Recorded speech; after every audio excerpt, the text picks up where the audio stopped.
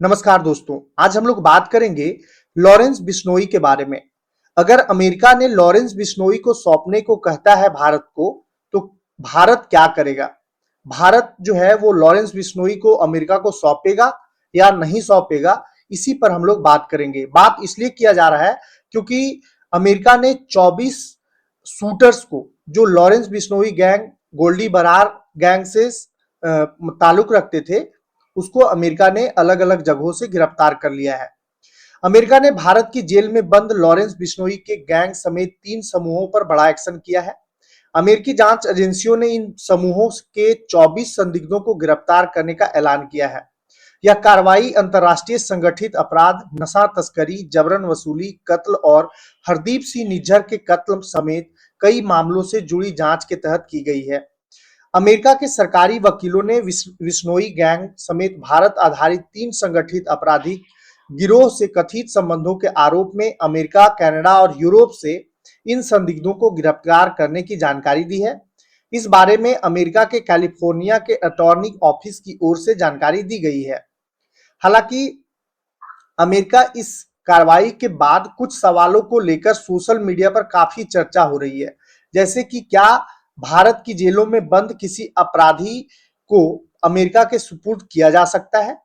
दूसरा, अगर हरदीप सिंह निज्जर का कत्ल कनाडा में होता है तो अमेरिकी अदालतें इस मामले में कैसे कार्रवाई कर सकती है, और क्या इस कार्रवाई का भारत और अमेरिका के कूटनीतिक संबंधों पर असर पड़ सकता है। यही सब सवालों का जवाब हम लोग आज के सेशन में जानेंगे। पहला है कि क्या भारतीय जेलों में बंद शख्स को अमेरिका को सौंपा जा सकता है। इसका आंसर है कि जनता के सामने लाई गई 3 चार्जशीटों में 37 अभियुक्तों पर आरोप लगाए गए हैं। इनमें 2 अभियुक्त ऐसे हैं जिन पर भारत की जेलों में बंद होने के बावजूद अपने वैश्विक आपराधिक गिरोह को चलाने के आरोप लगे हैं। अमेरिकी आरोप पत्र में पंजाब से जुड़े लॉरेंस बिश्नोई और सतिंदर जीत उर्फ गोल्डी बरार पर निज्जर के कत्ल का आदेश देने का आरोप लगाए गए हैं। लॉरेंस बिश्नोई इस समय गुजरात के अहमदाबाद की साबरमती जेल में बंद है।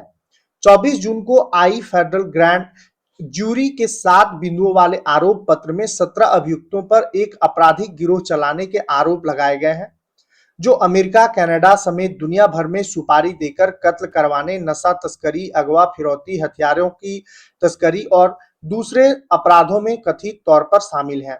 अमेरिकी आरोप पत्र में जिन लोगों के नाम अंतर्राष्ट्रीय संगठित अपराध, नशा तस्करी, जबरन वसूली, कत्ल और हरदीप सिंह निज्जर के कत्ल समेत कई मामलों में दर्ज हैं, उनमें 2 बड़े नाम लॉरेंस बिश्नोई और जग्गू भगवानपुरिया के हैं।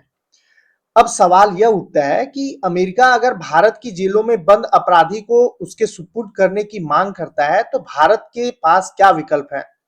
क्या भारत उन्हें अमेरिका को सौंप सकता है? इसका जवाब है हाँ, लेकिन इसकी प्रक्रिया बहुत लंबी और जटिल हो सकती है। साल 1997 में भारत और अमेरिका के बीच प्रत्यार्पण संधि हुई थी। भारतीय दूतावास की वेबसाइट के मुताबिक इस संधि के तहत जिस अपराध का आरोप व्यक्ति पर लगाया गया है वह अमेरिका और भारत दोनों देशों के कानूनों के तहत अपराध होना चाहिए और उसमें कम से कम 1 साल की सजा का प्रावधान होना चाहिए। प्रत्यार्पण की मांग औपचारिक तौर पर कूटनीतिक चैनल के जरिए भेजी जाती है। इस समझौते के तहत अगर किसी का प्रत्यार्पण हासिल करना है तो उसके लिए कुछ नियम तय है। इसमें आमतौर पर चार्जिंग दस्तावेज, गिरफ्तारी वारंट, अपराध के तथ्यों की पूरी जानकारी, संबंधित कानून, उस अपराध से जुड़ी कानूनी धाराएं और उसमें मिलने वाली सजा का विवरण है। साथ ही ऐसे सबूत या जानकारी शामिल होती है जो उस व्यक्ति पर मुकदमा चलाने को जायज ठहराती हो।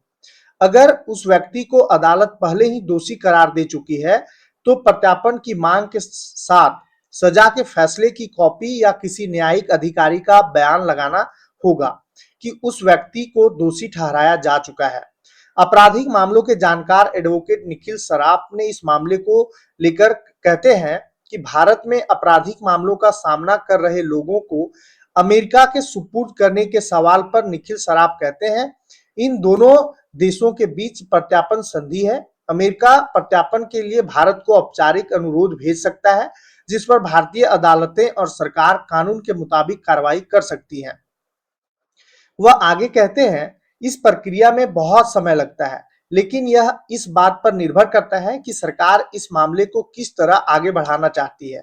अगर सरकार उन्हें सौंपना चाहती है तो वह इस प्रक्रिया को तेज भी कर सकती है, यह सरकार पर निर्भर कर सकता है। लेकिन अगर सरकार उन्हें सौंपना नहीं चाहती है तो ऐसे मामले सालों तक चलते रहते हैं। साफ बात यह है कि प्रत्यार्पण जल्दी होने वाली चीज नहीं है। दूसरा है कि कनाडा में कत्ल हुआ तो अमेरिका में केस कैसे दर्ज हो सकता है।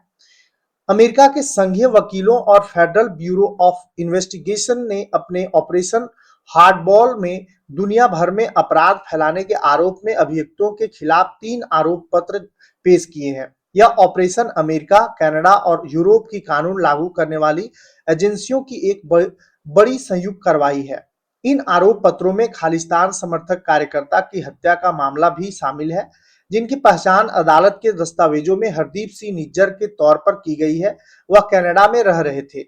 इस कत्ल के मामले में लॉरेंस बिश्नोई और गोल्डी बरार पर कत्ल का आदेश देने के आरोप हैं। हरदीप सिंह निज्जर 18 जून 2023 को ब्रिटिश कोलंबिया के सरे में एक गुरुद्वारे से जब बाहर निकल रहे थे तो 2 बंदूकधारियों ने गोली मारकर उनका कत्ल कर दिया था। वकीलों ने आरोप लगाया कि बिश्नोई गैंग ने प्रमुख धार्मिक और राजनीतिक नेताओं को हिंसा का निशाना बनाया और समुदाय के लोगों से फिरौती मांगने की कोशिश की। उन्होंने इल्जाम लगाया कि बिश्नोई, बरार और दूसरे अभियुक्तों ने कैलिफोर्निया में पीड़ितों से जबरन वसूली करने की कोशिश की है। यहाँ सवाल उठता है कि अगर हरदीप सिंह निज्जर का कत्ल कनाडा में हुआ तो क्या अमेरिकी अदालत इसमें दखल देकर अभियुक्तों के खिलाफ कार्रवाई कर सकती है? इसका भी जवाब है हाँ। अमेरिकी आरोप पत्र के मुताबिक यह कथित आपराधिक गिरोह अमेरिका में जबरन वसूली, नशा तस्करी और दूसरे संगठित अपराधों में शामिल था। इसी वजह से भले ही हरदीप सिंह निज्जर का कत्ल कनाडा में होता है, लेकिन अमेरिका का कहना है कि यह कथित आपराधिक गिरोह की गतिविधियों का ही एक हिस्सा था। इसी आधार पर अमेरिकी अदालतें इस मामले को अपने केस का हिस्सा बना सकती है। अमेरिकी कानून के मुताबिक यह जरूरी नहीं है कि अपराध अमेरिका के अंदर ही हुआ हो। अगर किसी आपराधिक गिरोह की गतिविधियों का संबंध अमेरिका से जुड़ा है तो अमेरिकी कानून कुछ मामलों में विदेश में हुए अपराधों पर भी कार्रवाई की अनुमति देता है।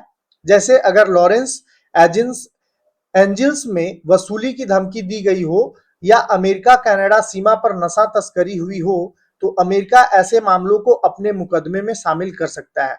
इस आरोप पत्र में अभियुक्तों पर धोखाधड़ी की साजिश रचने, हॉब्स एक्ट के तहत जबरन वसूली की कोशिश करने, नशीले पदार्थों की बिक्री, बिना लाइसेंस वाले हथियारों की तस्करी और मशीन गन रखने के आरोप लगाए गए हैं। आरोप पत्र के मुताबिक इन अभियुक्तों की ओर से अमेरिका की धरती पर आपराधिक गतिविधियां चलाई गई और इन गैंगों के बड़ी संख्या में सदस्य अमेरिका में मौजूद है। एफबीआई के चार्जशीट में लिखा गया है कि बिश्नोई जेल के कोठरी से दुनिया भर में आपराधिक गिरोहों का नेतृत्व करता है। जेल में वह तस्करी किए गए गैर कानूनी मोबाइल फोन और दूसरे वॉइस ओवर इंटरनेट प्रोटोकॉल डिवाइसों का इस्तेमाल करता है। अमेरिकी संघीय वकीलों ने इन अभियुक्तों को सिर्फ कनाडा में हुए कत्ल के मामले ही नहीं बल्कि अमेरिका में किए गए गंभीर अपराधों के लिए भी नामजद किया है। चार्जशीट में बताया गया है कि अमेरिका के अधिकार क्षेत्र से बाहर बैठे गैंग लीडरों के तार अमेरिका से जुड़े हैं और यहां इन समूहों के कई साथी अपने आपराधिक गतिविधियां चलाते हैं। यही वजह है कि अमेरिका ने अंतर्राष्ट्रीय स्तर पर फैले अपराध पर लगाम लगाने के लिए अपने अंतर्राष्ट्रीय सहयोगी कानून लागू करने वाली एजेंसियों के साथ मिलकर यह कार्रवाई की है। United states